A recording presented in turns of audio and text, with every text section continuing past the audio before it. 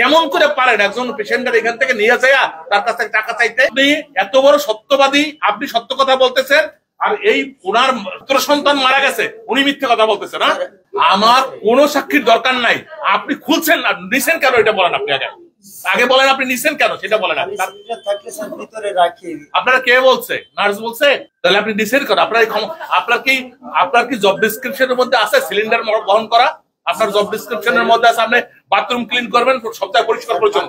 আমরা Khulna medical college হসপিটালে একজন পেশেন্টের অক্সিজেন মাস্ক খুলে নেওয়ার ফলে তার মৃত্যু হয়েছে এরকম একটা অভিযোগ, এবং এর সঙ্গে আনুষঙ্গিক খুলনা মেডিকেল কলেজের বিভিন্ন রকম সেবায় মানুষ ভোগান্তি শিকার হচ্ছে। এই বিষয়গুলো নিয়ে একটা অভিযানের জন্য আমাদেরকে নির্দেশ প্রদান করা হয়। এই প্রেক্ষিতে আমরা একটা অভিযান পরিচালনা করেছি। একজন পেশেন্টকে চিকিৎসা সেবা দেবেন একজন ডক্টর, তার পরবর্তীতে ডক্টরের যে অ্যাডভাইস আছে সেগুলো অ্যাপ্লাই করবেন হলো একজন নার্স। এখানে অক্সিজেন এই রোগীকে দেওয়ার ব্যাপারে ডক্টরের অ্যাডভাইস ছিল, বলা ছিল SOS, মানে যখন অক্সিজেন প্রয়োজন হবে তখন যেন তাকে অক্সিজেন দেওয়া হয়। তার কাছে অক্সিজেন সিলিন্ডার সংরক্ষিতও ছিল, কিন্তু এই অক্সিজেন সিলিন্ডারটি কোনো নার্সে মানে এইটাকে স্থাপন করেছেন, ওনাকে লাগিয়ে দিয়েছেন বা খুলেছেন এমন কোনো প্রমাণ আমরা পাইনি। এখানে আমাদের কাছে প্রাথমিকভাবে প্রতীয়মান হয়েছে যে নার্সরা তাদের দায়িত্ব যথাযথভাবে পালন করেনি, নাম্বার 1।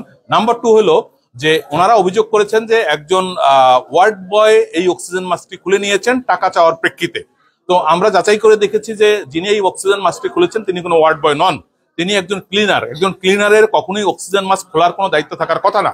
এখানে মনিটরিং এর যে সিস্টেমটা আছে, মনিটরিং সিস্টেমের একটা অভাব পরিলক্ষিত হয়েছে আমাদের কাছে, যে প্রপারলি এই জিনিসটা মনিটরিং করা হয়নি। যদি মনিটরিং করা হতো সেক্ষেত্রে একজন ক্লিনার এই অক্সিজেন মাস্ক খুলতে পারতেন না।